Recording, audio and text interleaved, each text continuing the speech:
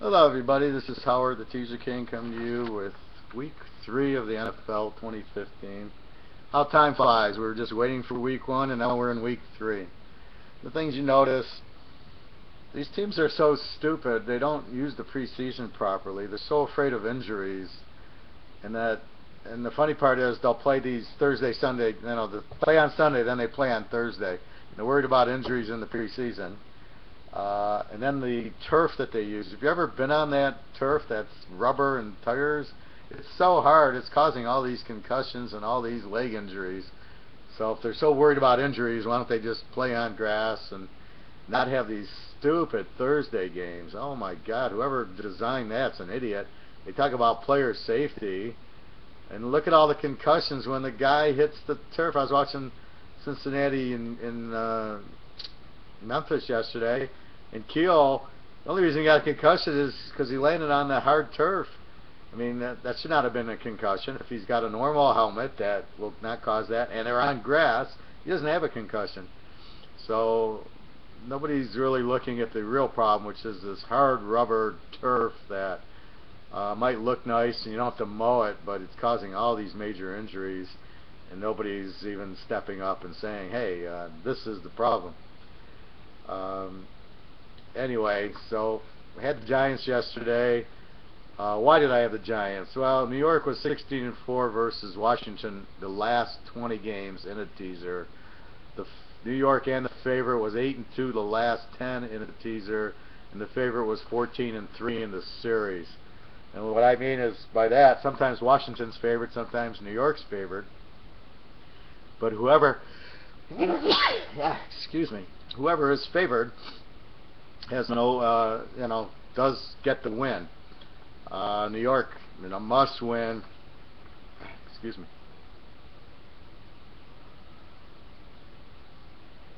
Fake sneeze. Anyway, New York in a must-win game against the weak Washington team. Deshaun Jackson was out. Gets the W. Let's look at some plays. I do have a lot going in college and in pros this week. It's slim pickings. The lock pretty much hard to come by. I'm not getting that strong pocket aces play that I love to get. Last week I was 3 locks. I was 2-1. I had now here's where the spread creates the lock. New England's a 1-point favorite against Buffalo last week. I like New England, but the real play is Buffalo there, getting as a home dog. And the game moves to even, and then Buffalo becomes the favorite. Why in the world would you bet on Buffalo against Tom Brady? This part I don't understand.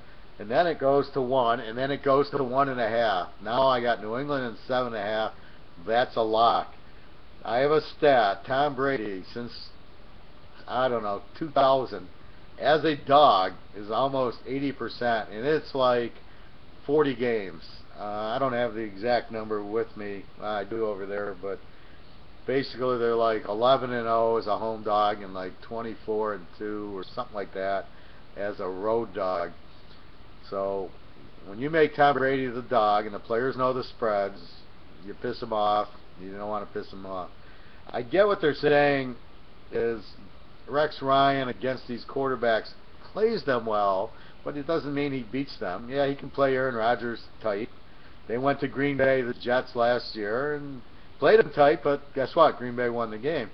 He doesn't know how to blow out. He doesn't have an offense to blow out. He plays a very good defense. He tries to put pressure on him.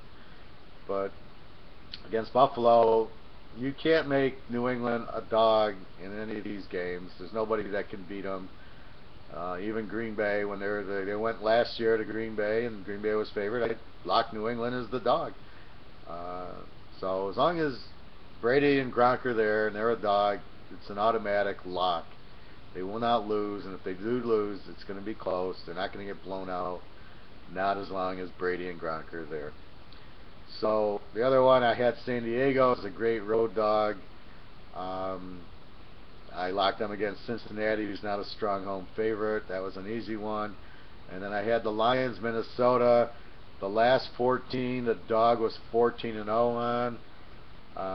And basically came down to a 2-point conversion. If Detroit hits it, it's a W. and Detroit missed the 2-point conversion. Detroit played terrible, too many short passes. They don't look very strong. Again, this goes back to the preseason. It's like they play week 3, and then in week 4, for some reason, they feel, well, we got to rest our starters so they don't get hurt. This is football. You're going to get. What's the difference if the guy gets hurt the first 5 minutes of week 1? I don't understand it, and it causes a lot more problems because the guys aren't in shape week 1. It's not football shape. They're not being hit. The quarterbacks lose their rhythm. Their offenses are terrible in week 1. So why do you give up a whole week so nobody will get hurt in week 4, which is on a Thursday? So basically, for 2 weeks, the offenses are getting terrible. It's almost like the bowl season, right? 2 weeks of no live action, and then you wonder why the place sucks in week 1 and week 2. Finally, week 3, they're starting to get into it. You've created injuries because these guys haven't played enough because you sat them out the 4th preseason game. Some of these guys you've sat out the whole thing. Adrian Peterson sits out. He's fumbled like 6 times already. He's not ready to be hit. Why aren't you playing him in preseason? You're going to get a knee injury. He's not going to get a knee injury week 1 against the Niners, week 2 against the Lions. I mean, it's the same thing. Only now he's fumbling because you haven't given him the ball enough. I think it's insane. It's football. People get hit. People know how to get hit. They don't get injured. If you get injured, you get injured, but you could easily get injured in the first play of the game. So what's the difference? You might as well have the guys ready. So I look at the first 2 weeks, the guys aren't even ready. It's extremely difficult to pick because I don't know what teams I'm looking at. That'll happen now. It's week 3. I get a better feel of the team. I really don't like a lot of the matchups here. You try to look at teams that haven't won. That's an extra motivation. The Giants were 0-2, had to win the games. So let's look at a few other teams that have to win. Seattle 0-2. San Diego's 1-1 off a loss. Kansas City's 1-1 off a loss. Detroit's 0-2. And I'm only looking at the good teams. I don't care about Tampa Bay and some of these other teams, but most of them are 1-1. So let's look at the games. So I have a big lock going.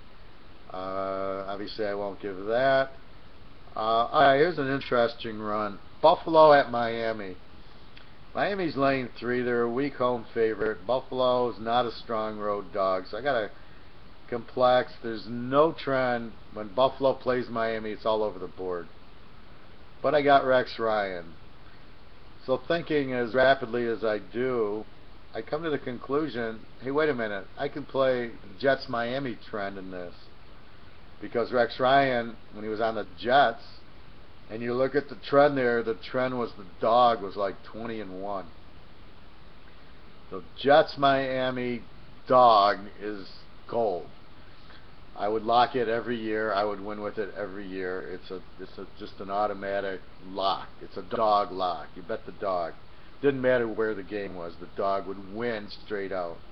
So I'm using that theory here that Buffalo, a little better. I don't like Tannehill. Sue's up to his old things. They losing to Jacksonville. Seriously. Tyrod Taylor, I don't think he's an NFL quarterback. He did come back a little against New England, so they lost 40-32 instead of 40-17. Against Miami, again, you have a very weak home favorite who may or may not win this game. Should be a close game, should be a defensive game. It's probably an under also, but I'm not looking at over-unders in the pros like I do in college. I focus more on the teams. I like Buffalo in 9 here. I just find that Buffalo, I'm just using the Rex Ryan Jet trend. He knows how to defend Miami. He does very well going down to Miami. Okay, it's Buffalo, but we'll see. We'll see what happens here. I don't, again, it's tough.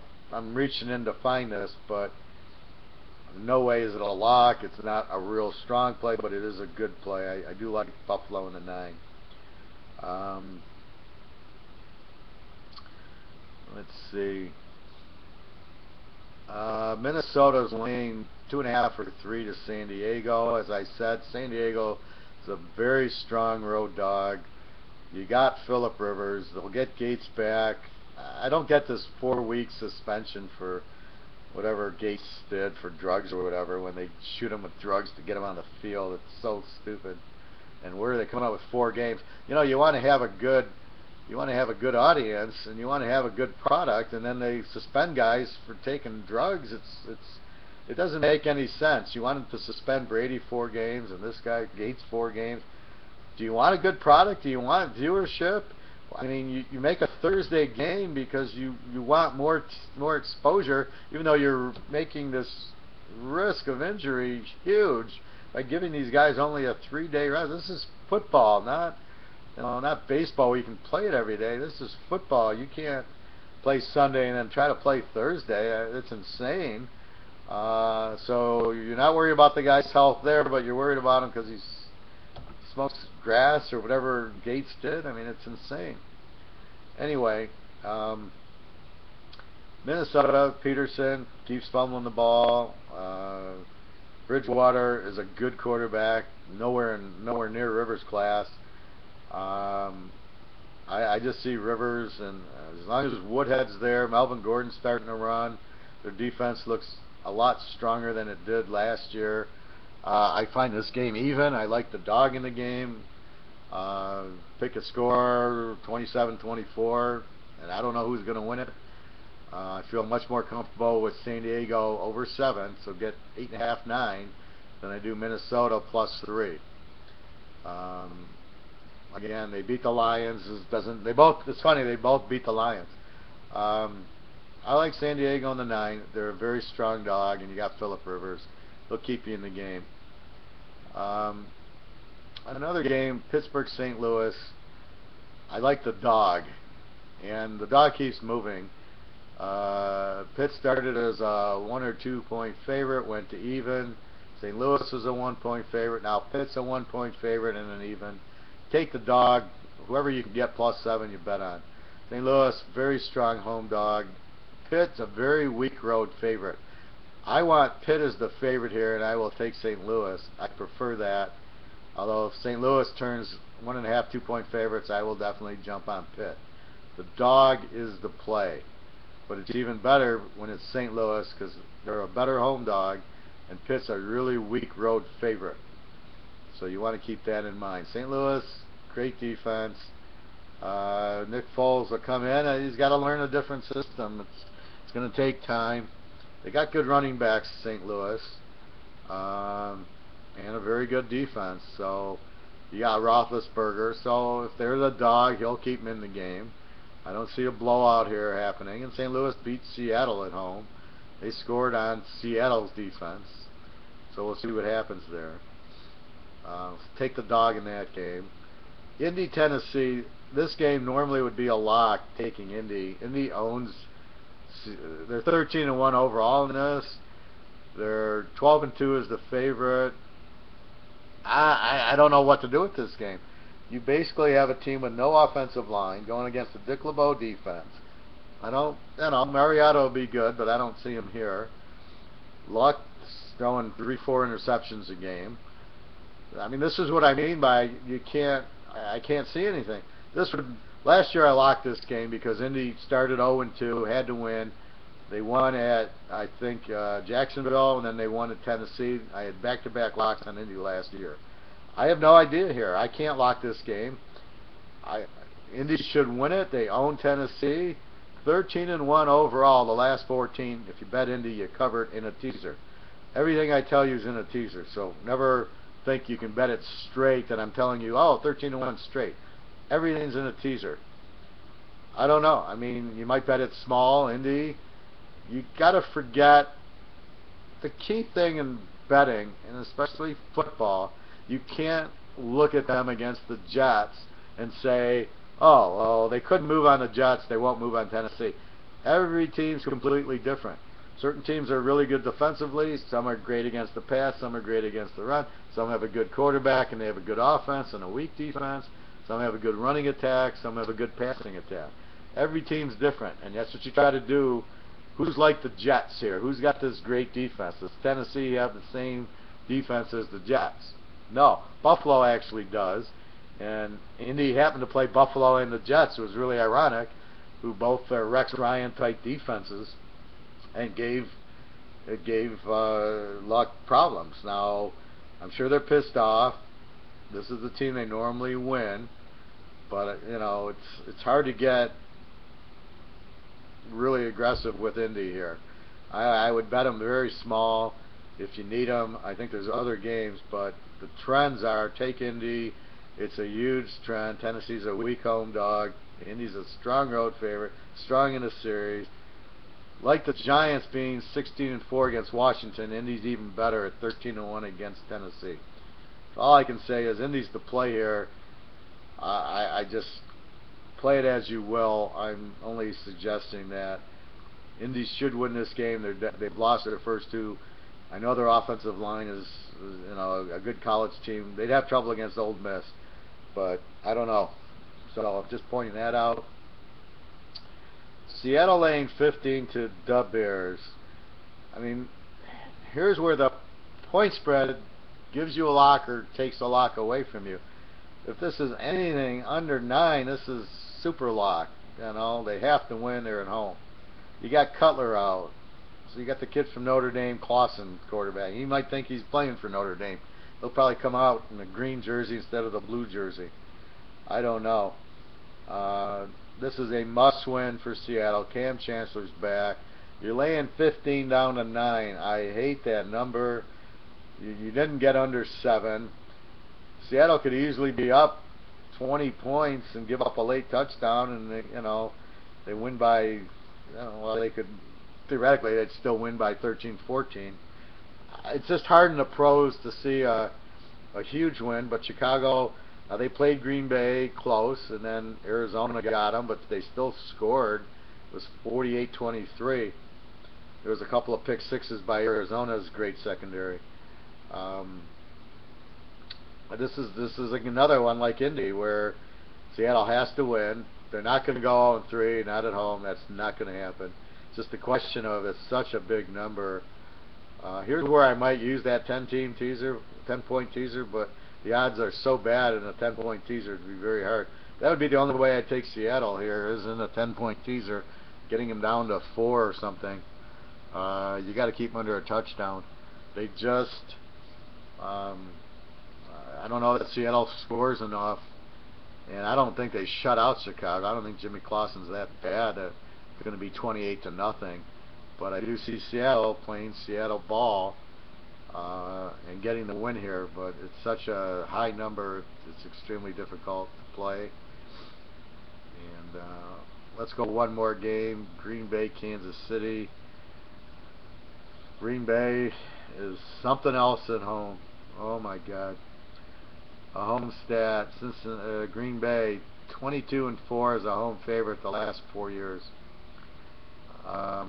Green Bay wins this game, but it's probably a good game to trap. Maybe you take Buffalo with Green Bay, or Seattle or Indy with Green Bay in a teaser. You knock Green Bay down to 1. Green Bay at home wins, but if the spread jumps to 7.5, you can trap and take Kansas City plus the 7.5, and that would be a real good number. Green Bay just doesn't lose at home. They beat Seattle. Seattle had them 17-16.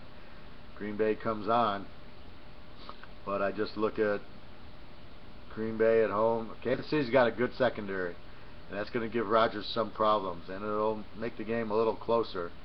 I think this game is really close. I actually like Kansas City in 13 also. This has Trap Britain all over it, but I think for trapping purposes, it's better to take Green Bay -1, Kansas City. Hopefully you get a 7.5. But irregardless, Green Bay will win this game at home, but it'll be close. You need laying 1. So those are the picks. I have a lot going. Obviously, I haven't talked about it. I'm curious to see the Oakland-Cleveland game. I really like Carr throwing the ball to Amari Cooper. They finally hit last week. They beat a good Baltimore team. Again, I think Cleveland's a weak favorite. I like to see Oakland here. I think Oakland should be good. I'm curious Dallas with Whedon at quarterback, what's going on there. Um, Tampa Bay, Houston. I don't have. Houston has no quarterback, and Tampa with Winston I think is weak. I'm curious how the Jets will look. They look like a good team that's against Indy. Let's see how they look against Philly. They're a favorite. They're not a good favorite. They're a good dog. Let's see how they are as a home favorite. It's funny. Philly started off as laying 3, and then when they played the Monday night game and the Jets beat Indy, Indy went to 3. So I don't know. We'll see what happens here. But Philly looks terrible. The Jets look good, but let's see what happens. And this is what evolves: is all of a sudden here's the Jets who you never bet on. Maybe they look better. Maybe they start playing better. Maybe they start playing as a favorite. You can start betting them. At this point, I would never bet them as a 3-point favorite over Philly. I would only take the dog there. But we'll see what happens. So this is all a learning time right now. That's what these first few weeks are.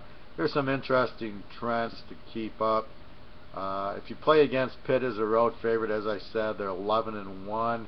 They're a very weak road favorite. When I say play against, that means Pitt's the favorite on the road. Take the other team. Take the dog. Tennessee is a home dog. Play against, 12-2. St. Louis is a home dog, 12-2. That's why I like St. Louis as the dog in this game. Pitt's a weak road favorite. St. Louis is a good home dog. If Pitt's the favorite, you take St. Louis. Green Bay, I've mentioned, 22-4 is the home favorite. Kansas City's 10-0 as a road dog. They're a very live dog in this game. Carolina, 13-3 is a home favorite. 12-1 the last 13. Play against New Orleans as a road dog, 11-2. New Orleans is struggling when they go on the road as the dog. They're getting beat. San Diego, 15-3 is a road dog. Seattle, 21-4 is a home favorite. Everybody probably knows that. Buffalo, 6-1 is a road dog. Play against Washington as a road dog. Came in handy, 12-1. And play against Miami as a home favorite, 10-2. So these are all trends, but these are a little bit more macro trends in the sense they're general trends against every team. And what you want is that matchup, that Kansas City plays Denver, they're going to play Green Bay, New England. How do they play these good quarterbacks? How do they play Phillip Rivers?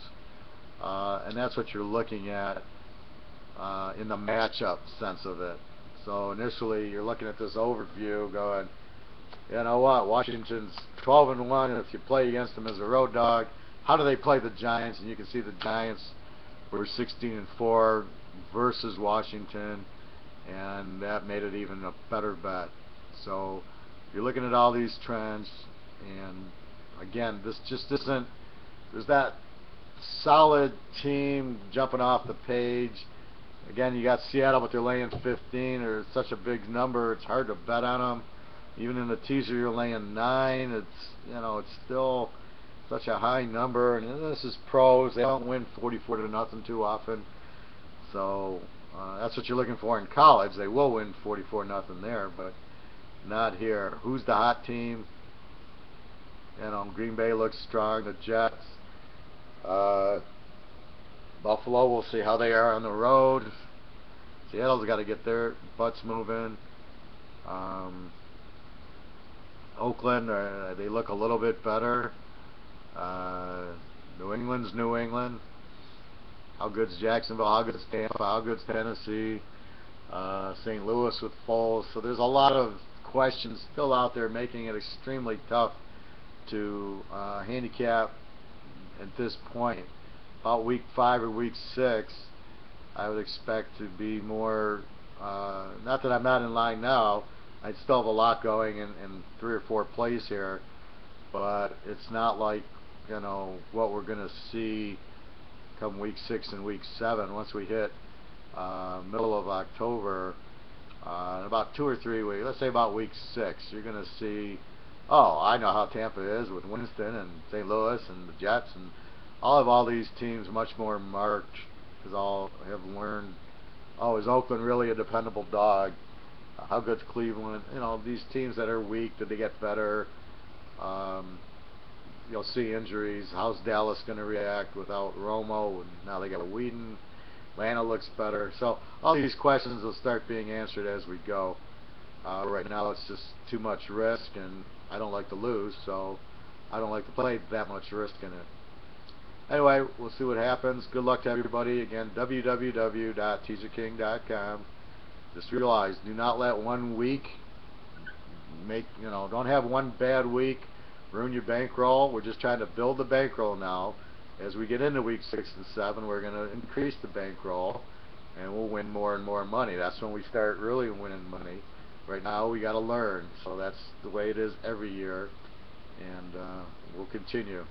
All right, everybody, have a great week. Good luck, and let's make some money. www.teaserking.com. Thank you, everybody.